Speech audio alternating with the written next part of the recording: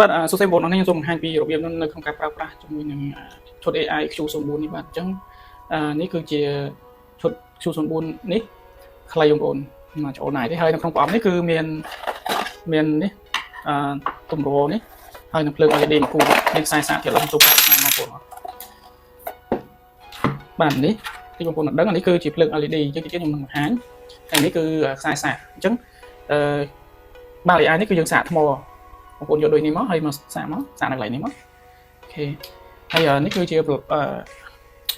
វិសសម្រាប់យើងបទូបថយនៅកន្លែងនេះអញ្ចឹងខ្ញុំនឹងបង្ហាញបាទអញ្ចឹងខ្លីហើយកន្លែងនេះដែរយើងអាចយូរចេះបានបងប្អូនណាយើងស្រួលដាក់តាមកម្ពុជាតាមអីចឹងណាអញ្ចឹងយើងទាញចេះមកហើយយើងដាក់ទូរស័ព្ទបានឥឡូវខ្ញុំសូមយកនេះជើងតម្រនេះអញ្ចឹងយើងមូចូលកន្លែងនេះមកនេះមូចូលកន្លែងខាងក្រោមនេះមកបាទហ្នឹងករណីដែលយើងចង់ថតនៅលើតុបាទអញ្ចឹងនេះយើងអាចទាញវាឡើងលើមកហើយយើងអាចបង្វិលវាបានបាទហើយឥឡូវនេះគឺសម្រាប់យើងដាក់ទូរស័ព្ទអញ្ចឹងបងប្អូនទាញអញ្ចឹងមកឥឡូវខ្ញុំសូមដាក់ទូរស័ព្ទចូល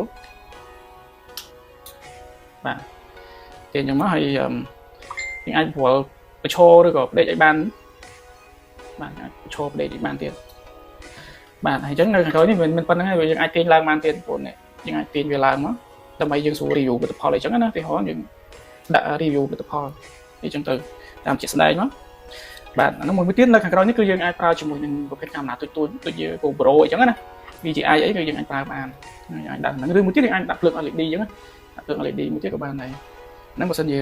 យើងចង់ដាក់ឬក៏យើងចង់ប្រើជាមួយនឹងកាមេរ៉ាយើងអាចផ្ដេកប្រឈរអីបានដាក់កាមេរ៉ាទៅក្រោយអីគឺយើងអាចដាក់បានដែរ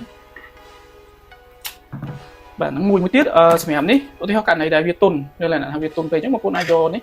យកវិញហ្នឹងដើម្បីរត់បតឹងវាតិចមករត់ឲ្យតឹងតិចមកបាទតាមជាក់ស្ដែងហ្នឹងយើងតឹងអញ្ចឹងយើងស្រួលប្រើប្រាស់បាទអញ្ចឹងតបទៀតនៅកន្លែងនេះគឺប៊ូតុងបិទបើកហើយនេះឲ្យវាវល់ជុំ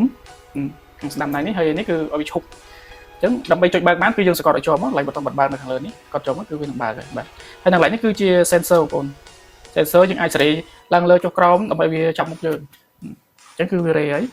បាទហើយនេះបើសិនជាចង់ឲ្យឈប់យើងអាចចុចប៊ូតុងនេះបានចុចចេះមកគឺវាមិនឈប់ទេគឺវារេ smooth ណា 4K ហ្នឹងណាហើយអានេះគឺឲ្យវាវល់អញ្ចឹងយើងចុចមកគឺវាវល់ហើយបាទនេះគឺវាវល់ហើយបាទហើយនៅកន្លែងនេះគឺ tele ឥឡូវខ្ញុំសុំឲ្យវាជប់តិចឲ្យវារេអញ្ចឹងដើម្បីកុំឲ្យវារេគឺយើងចុចកន្លែងប៊ូតុងបិទបើកមកคลิกមកយើងចុចមកคลิกគឺវាភ្លើង 4K គឺវានឹងរេបើមិនយើងចង់វាឈប់អត់ឲ្យវារេគឺយើងចុចកន្លែងប៊ូតុងនេះមកคลิกមកក៏បានដែរបាទហើយនៅកន្លែងនេះគឺជា tele សម្រាប់បញ្ជាបាទអានេះស៊េរីថ្មី2025បាទអញ្ចឹងនេះឆ្កាស់ចឹងមកបងប្អូនបាទនេះទាញអញ្ចឹងមកតិចបងប្អូនខ្លះគាត់កន្លែងទាញអត់ឃើញយើងមើលតាមគេប្រាប់ហ្នឹងទៅបាទអញ្ចឹង tele នេះនៅកន្លែងនេះគឺប៊ូតុងបិទបើកអញ្ចឹងដើម្បីបើក tele នឹងបានគឺយើងស្កត់ជាប់មកបាទនេះវាលុតភ្លើងចេះណាភ្លើងនេះមកអញ្ចឹងគឺយើងអាចធ្វើការបញ្ជាបានហើយណែយើងចុចអានេះមកគឺវានឹងចាប់ដើមរេបើសិនជាយើងចង់ឲ្យវាឈប់គឺយើងគ្រាន់តែចុច tele ចេះមកវាឈប់ហើយពីទៀតបើយើងចង់វាវល់អានេះយើងមើលសញ្ញាបងប្អូនសញ្ញាព្រួយទៅខាងស្ដាំនេះមានន័យថាវាវល់ទៅខាងស្ដាំប៉ុន្តែវល់យឺតទេវល់កម្រិតមួយអញ្ចឹងណាតែបើសិនជាបងប្អូនយកខាងក្រោមនេះវាមានថាគុណ7អញ្ចឹងមានថាលបឿនឧទាហរណ៍លបឿន1គឺវាគុណ2គឺវាលឿនឥឡូវខ្ញុំឲ្យបងប្អូនមើលជាក់ស្ដែងយើងធ្វើជួយហ្នឹងវាវល់យឺតទេមែនទេហើយយើងចុចឈប់យើងចុចកន្លែងនេះគឺវានឹងមកកន្លែងដើមវិញបាទហ្នឹងហើយចូលសិនតែចង់ឲ្យលឿនបាទបើយើងចង់ឲ្យលឿនយើងចុចកន្លែងនេះចុចនេះមកគុណ2មកគឺវាវល់លឿនចឹងហ្មងបាទហ្នឹងហើយវល់រហូតនិយាយទៅវាវល់រហូតអត់ឈប់ទេបើយើងចង់ឲ្យវាវល់មកនេះវិញគឺយើងអាចចុចនេះវិញមកបាទឥឡូវខ្ញុំចូលទៅពីរបៀបក្នុងការប្រើឲ្យវាពណ៌ក្រហមវាឈប់សិនភ្លើង LED បាទអញ្ចឹងអត់មានអីបាទទេបងប្អូនស្រួលប្រើទេនេះដូចយើងដាក់ចូលទេបងប្អូនបាទហ្នឹងដាក់ចូលចឹងបាទនៅកន្លែងនេះគឺប៊ូតុងបិទបើកអញ្ចឹងបងប្អូនជួយតែមកคลิกចេះមកគឺវាបើកហើយបាទភ្លើងភ្លឺស្អាតទៅបើបើកមកខាងទៀតមកអូអេមកនេះបាទយើងអាចបដូរពណ៌បានហើយតិចបងប្អូនរកកន្លែងបិទអត់ឃើញតិចកន្លែងហ្នឹងមកយើងស្កត់ទៅជាប់មកបងប្អូនបាទស្កត់ជាប់មកគឺវាបិទនេះភ្លើងភ្លឺដាក់នឹងស្រួលទៀតអានេះ version ថ្មីនៃវាមានអាកន្លែងនេះអាចហើយយើងដាក់ឡើងទៅលើចុះខោមយើងមើលមកចាក់ស្ដាយវាខ្ពស់ពេកវាអាចនឹងដួល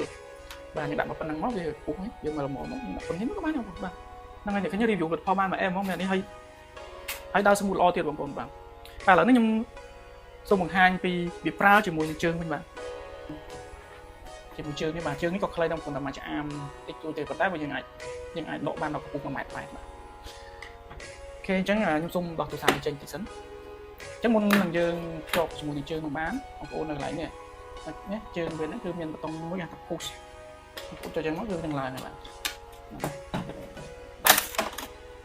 អញ្ចឹងពេលដែលយើងជើងវា4អញ្ចឹងវាមានលំនឹងល្អបាទហើយនៅកន្លែងនេះគឺយើងអាចបទូបថយបានបងប្អូនតិចអត់ដឹងណាបាទបងប្អូនអាចបទូបថយខ្ញៅនេះបានមួយតឹងមើលល្មមបាទដើម្បីខ្ញៅនេះកន្លងនេះគឺយើងសម្រាប់ដាក់ជាមួយនឹង AI បាទអញ្ចឹងឥឡូវបងប្អូនចង់ទាញឡើងបងប្អូនទាញចឹងមកបាទហ្នឹងទាញខាងតិចមកបើវាតឹងហ្នឹងហើយទាញមកបានដល់ពុំម៉ែត្រ8បាទហ្នឹងហើយមែនបងប្អូនខ្លះគាត់ឆ្ងល់ថាឲ្យអាខ្លីមិនខ្លីទេអានេះវែងបងប្អូនហើយយកខ្លីចឹងយើងអាចទាញទៅបានវែងហ្នឹងយើងស្រួលដាក់តាមខ្លួនមកវែងចឹងយើងពិបាកយកទៅក្រៅចឹងណាបាល់ AI Q9 នេះយើងដោះចេញយើងមកចេញមកមូចេញមកបាទដើម្បីចូលមកដាក់នៅកន្លែងនេះជំនួសវិញបាទចាំបងប្អូនមូមក